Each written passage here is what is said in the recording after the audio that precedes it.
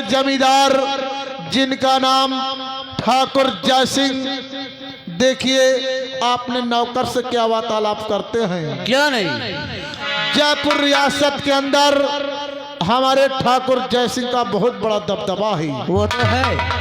ठाकुर जय सिंह के सामने हाँ, लोग अपने सर को झुका लेते हैं। क्यों नहीं भाई साहब? देखिए ठाकुर जय सिंह का घोड़ा सामने से आ रहा है वो सामने आ रहा है। और अपने नौकरों से क्या वार्तालाप करते हैं? क्यों नहीं?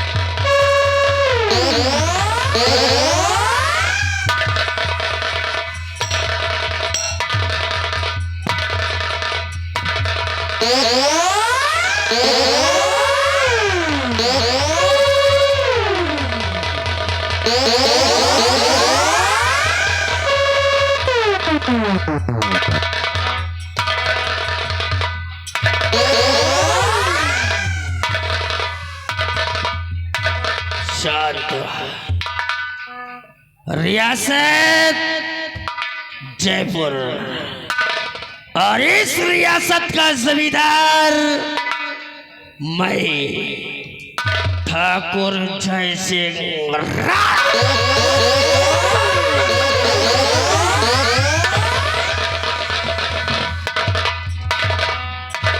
बारह कोस पूरब, 12 कोस पश्चिम, 12 कोस उत्तर और 12 कोस दक्षिण, ये 48 कोस में फैली हुई हमारी रियासत और इस रियासत का मैं जमींदार ठाकुर जय सिंह।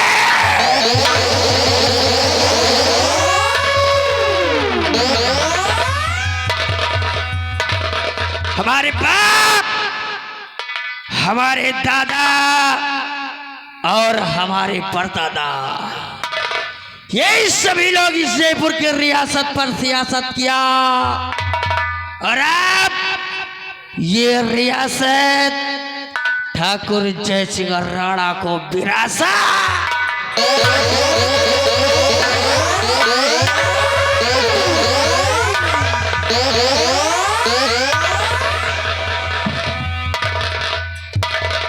आज जितना रुतबा है कि ये ठाकुर जय सिंह राणा जिस रास्ते से गुजर जाता है, जिस गली से निकल जाता है, लोग बादब खड़े होकर हमारे सम्मान में अपना सर झुका देती है। ये जलवा, ये दबदबा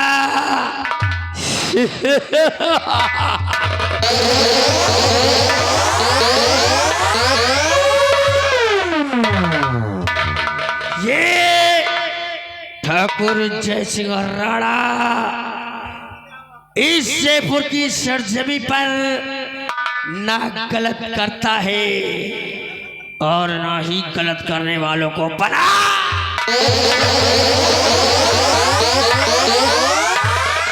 इतना ही नहीं, लोग मंदिरों में जाकर, मस्जिदों में जाकर ये प्रार्थना करते हैं, ये दुआ मांगते हैं कि ठाकुर हो तो जय सिंह राणा जय सिंह,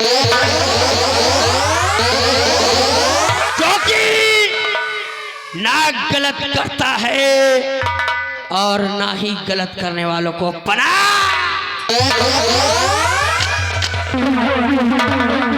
इसलिए जयपुर के निवासियों कान खोल कर सुन लो, जब तक इस जयपुर की सरजमी पर ये ठाकुर जय सिंह राणा जीवित है, ना किसी की गुंडाई चलेगी और ना ही किसी की मनमानी चलेगी।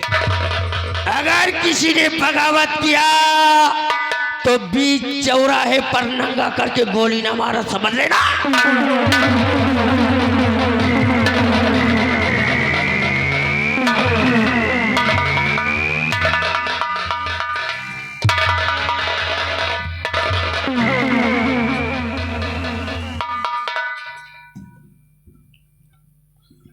ठाकुर जय सिंह राणा की जय हो।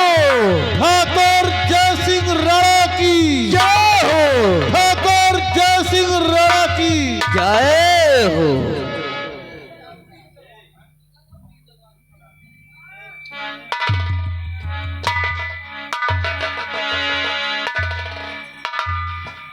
चुन्नीलाल और मुन्नीलाल, जैसा कि तुम जानते हो ये रियासत जयपुर के लोग हमें अपना मसीहा समझते हैं, हमें अपना भगवान मानते हैं। क्यों नहीं ठीक मालिक? उसी तरीके हम भी अपनी इस प्रजा को अपनी औलाद की भांति मानते हैं, क्यों नहीं हुजूर? क्योंकि हमारे रहते अगर हमारी प्रजा को कोई दिक्कत हो जाए तो हमारा जीवित रहना धिक्कार है। क्यों नहीं मुन्नीलाल, मालिक? जैसा तुम जानते हो आज भगवान ने हमें सब कुछ दिया ही, क्यों नहीं बाबू? धन दौलत इज्जत शोहरत और ये इतनी बड़ी रियासत, इतनी बड़ी रियासत के साथ साथ भगवान ने हमें 2 औलादे दिया है। क्यों नहीं बाबू? हमारा एक बेटा है जिसको इस जयपुर के लोग बादल सिंह के नाम से जानते हैं, क्यों नहीं हुजूर? और दूसरी हमारी बेटी जिसका नाम गुड़िया है। हमारे दोनों बच्चे बहुत ही प्यारे हैं, क्यों नहीं? बहुत ही नेक दिल है, बहुत ही अच्छे हैं। मुन्नीलाल, जी हुजूर। एक हमारे दोस्त है जिनका नाम ठाकुर विजय सिंह है, विजय सिंह। और वो विजयपुर के रहने वाले हैं। भगवान ने उनको भी 2 संतानें दिया है, एक बेटा और एक बेटी। बेटे का नाम राजेश और बेटी का नाम सोना है। क्यों नहीं? चुन्नीलाल, एक दिन की बात थी, मैं अपने दोस्त विजय सिंह से मिलने के लिए विजयपुर गया हुआ था। अपने दोस्त के यहाँ पहुंचा, उनसे मुलाकात किया, बातें किया और बैठकर बात कर रहे थे। तभी हमारे सामने हमारे दोस्त विजय सिंह की बेटी जिसका नाम सोना था, वो हमारे लिए नाश्ता और पानी लेकर आई और हम उस लड़की को देखे और अचंभा,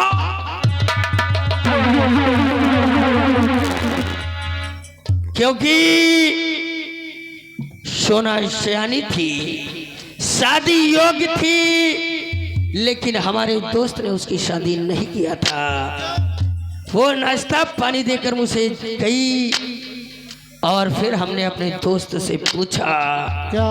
कि मेरे दोस्त विजय सिंह, बेटी सयानी हो गई है, शादी योग्य हो गई है, अब तक तुमने इसके विवाह के विषय में, इसकी शादी के विषय में क्या सोचा? तो जानते हो क्या हुआ? क्या हुआ? हमारे दोस्त की आंखों में आंसू आ गए और हमारे दोस्त ने हमसे सिर्फ एक ही बात कही। कौन सी बात बाबू? वो जानते हो क्या कहा? क्या कहा? हमारे दोस्त ने कहा कि मोहब्बत की कीमत हबीबों से पूछो, मोहब्बत की कीमत हबीबों से पूछो, दुश्मनी की कीमत रकीबों से पूछो। कुछ लोग खाते हैं पिस्ता और बादाम, पर रोटी की कीमत गरीबों से।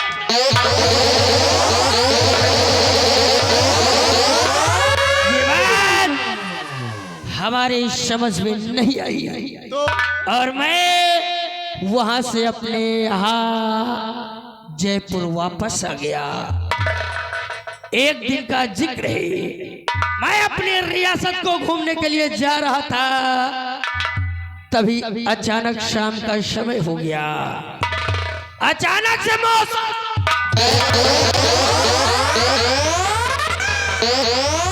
मौसम गमगीन हो गया, काले काले बादल घिर आए, बारिश की बूंद टप टप।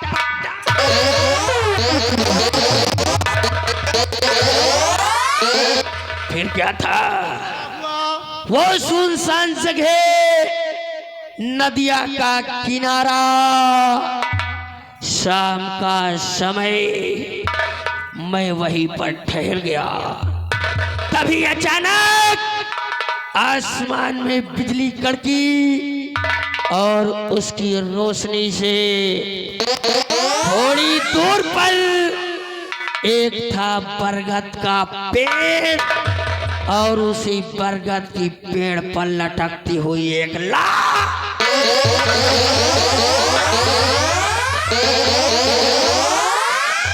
लाश दिखी। तो उस लाश को देखकर मानो मेरा दिल दहल सा गया, लेकिन मैंने हिम्मत किया और धीरे धीरे उस लाश के समीप गया।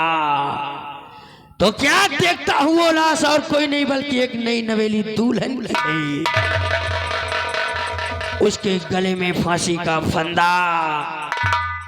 मैं करीब गया, तब देखा कि उसके हाथ में एक खत है। मैंने उसके हाथ से उस खत को निकाला और उस खत को खोला और उसको पढ़ा। क्या लिखा था? तो जानते हो उस पर क्या लिखा था? क्या लिखा था?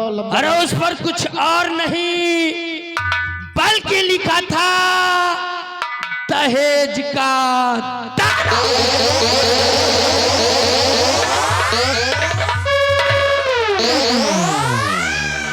दहेज का दानव।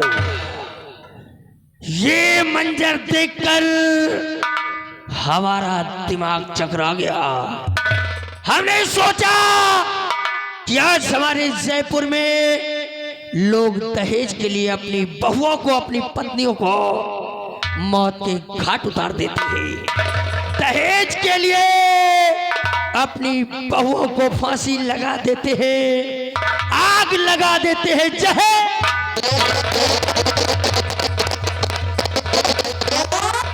ये मंजर देखकर हमने एक प्रतिज्ञा किया कि आज के बाद हमारे जयपुर में ना कोई दहेज लेगा और ना ही कोई दहेज देगा। अगर कोई दहेज लेते और देते पकड़ा गया तो सरामजादे के एक हाथ और एक पैर,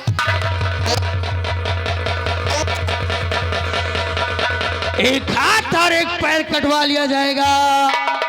सिर्फ खाने और धोने के लिए एक ही हाथ बचेगा। फिर क्या था, जमींदार मैं था, शासन मेरा था। हमने इसका फायदा उठाया और ये ऐलान करवा दिया कि कोई भी दहेज लेते और देते नहीं पकड़ना जाना चाहिए। लोगों ने हमारे कानून का पालन किया, लेकिन तब हमारे एक बात समझ में आई कि हमारे दोस्त विजय सिंह ने कहा था कि मोहब्बत की कीमत हबीबों से पूछो, दुश्मनी की कीमत रकीबों से पूछो। और कुछ लोग खाते हैं पिस्ता और बादाम, पर रोटी की कीमत गरीबों से।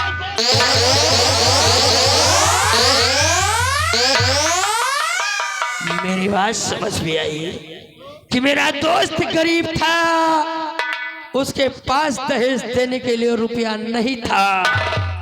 बस इसी कारण बस हमारा दोस्त अपनी बेटी की शादी नहीं कर पा रहा था, तब मैंने सोचा कि अगर नियम कानून बनाने वाला नियम कानून का पालन करे तो मजा कुछ और है। क्यों नहीं? तब हमने अपने बेटे बादल का ब्याह अपने दोस्त की बेटी सोना के साथ रचा दिया क्यों नहीं?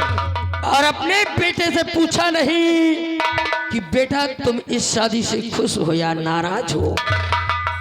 हमने शादी रचवा दिया और दहेज में एक भी रुपया ना।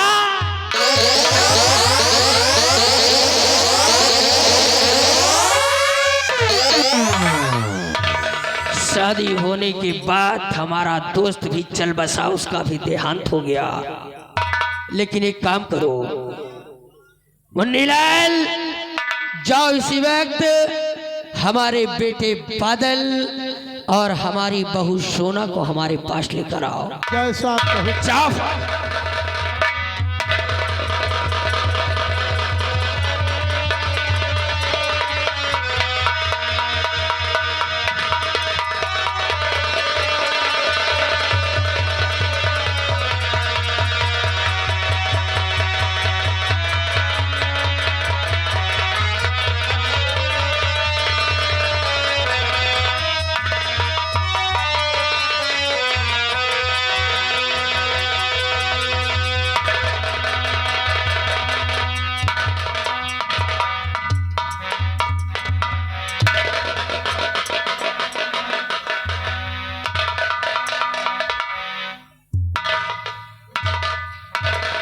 बेटा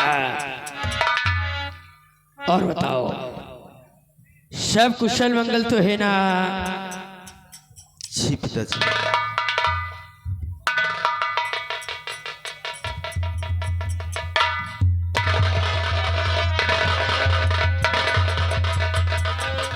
सदा सुहागन रहो बेटी। बेटा बादल देखो, आज हमने तुम्हें अपने पास किस लिए बुलाया है। बेटा तुम अच्छी तरीके से जानते हो कि मैंने बगैर तुमसे पूछे, बगैर तुम्हारी मर्जी जाने हमने तुम्हारा ब्याह करवा दिया। बस इसी चीज को जानने के लिए बुलाया कि तुम इस शादी से खुश हो या नहीं।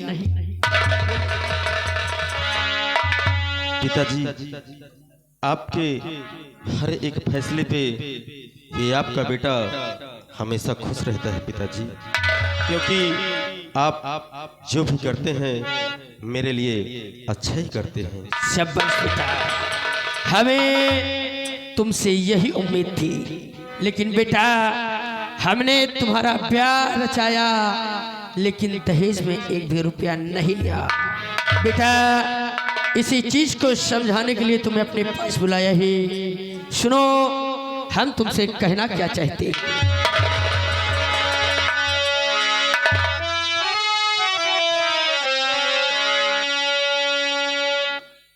बेटा और बिना बिना दहेज के कीन्हा बेटा, और सुनो तुम्हारा प्यार।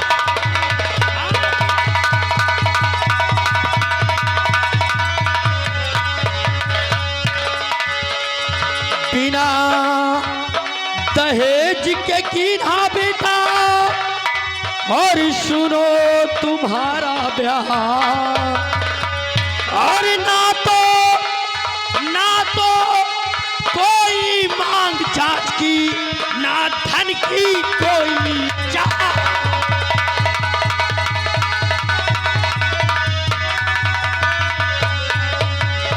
ना धन की कोई चाह बेटा, मैंने व्यवहार किया है। ना धन की कोई चाह बेटा, मैंने व्यवहार किया है। और धन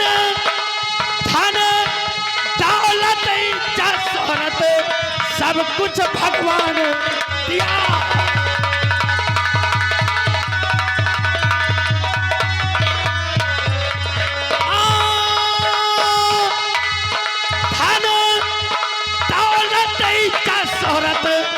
सब कुछ भगवान दिया।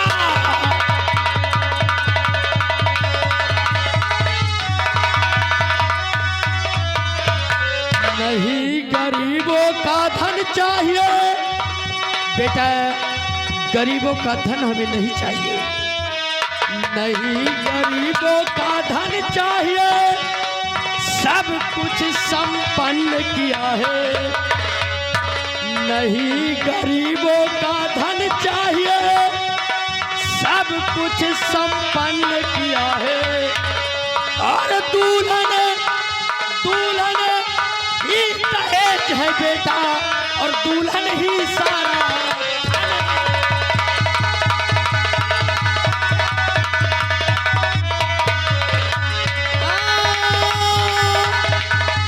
दुल्हन ही दहेज है बेटा, और दुल्हन ही सारा धन है।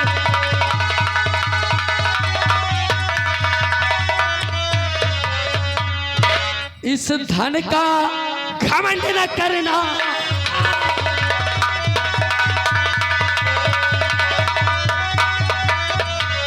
इस धन का घमंड न करना, और जीवन में याद ये रखना।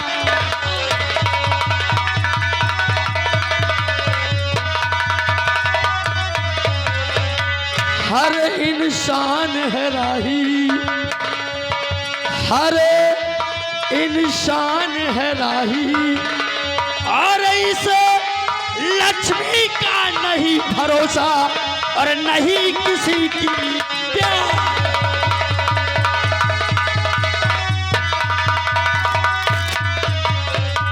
बेटा, हमने तुम्हारा ब्याह किया, दहेज में एक भी रुपया नहीं, बस यही समझाने के लिए तुम्हें बुलाया कि बेटा अपने जीवन में दहेज लेना और दहेज देना दोनों पाप समझना।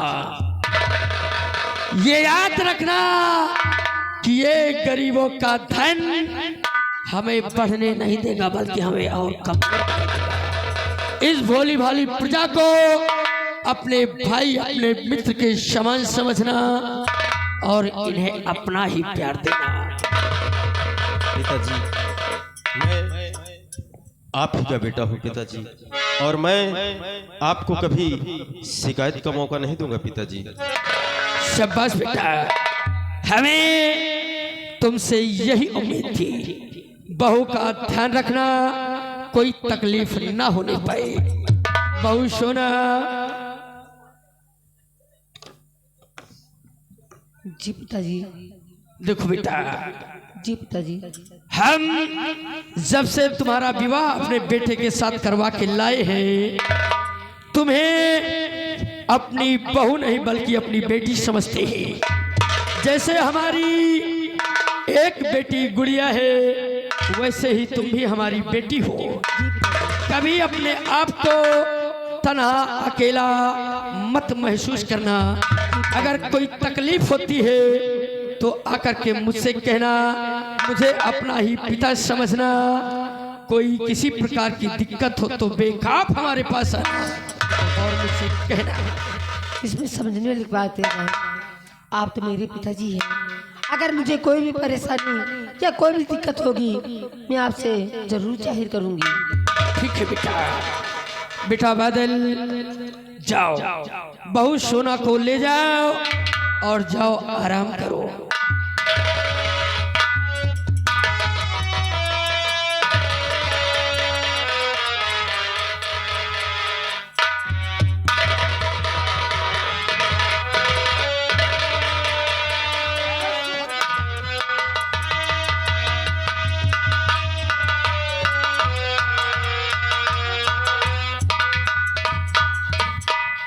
चुन्नीलाल और मुन्नीलाल, देखा ये था मेरा परिवार। क्यों नहीं बाबू? छोटा परिवार, सुखी परिवार। क्यों नहीं? ये हमारा बेटा बादल बगैर हमारी मर्जी के अपना एक भी कदम हवेली से बाहर नहीं निकलता। सही बात। हमारे बच्चे बहुत ही नेक और बहुत ही अच्छे हैं। अब मैं चलता हूँ और चलकर थोड़ा आराम करता हूँ। तुम लोग अपनी ड्यूटी पर तैनात रहना। अगर कोई भी फरियादी आता है तो हमें सूचित कर देना। क्यों नहीं वाली? लाओ मेरी बंदूक। और तुम लोग भी सुन लो, इस जयपुर के निवासियों कान खोल कर सुन लो। अच्छे के लिए अच्छा और बुरे के लिए बहुत बुरा। याद रखना, दहेज लेना और दहेज देना दोनों पाप है। अगर कोई भी हमारी रियासत में दहेज लेते व देते पकड़ा गया तो कसम बंदूक की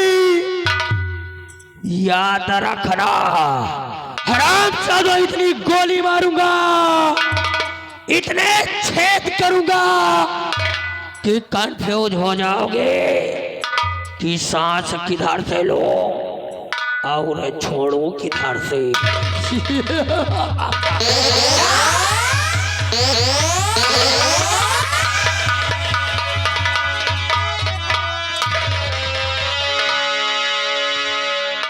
सुना चुन्नी लाल? सुने यार भैया, लंबरदार का ऐलान है, दहेज लेना पाप है, दहेज देना पाप है। अगर कोई चोरी चुपके से पकड़ा गया, हाँ इतनी गोलियां मारेंगे लंबरदार हाँ कि समझ लो कंफ्यूज हो जाओगे। हाँ, कैसी से सांस लिए, कैसी से गोली नहीं करे। और क्या? हाँ हम हो तो चली भैया।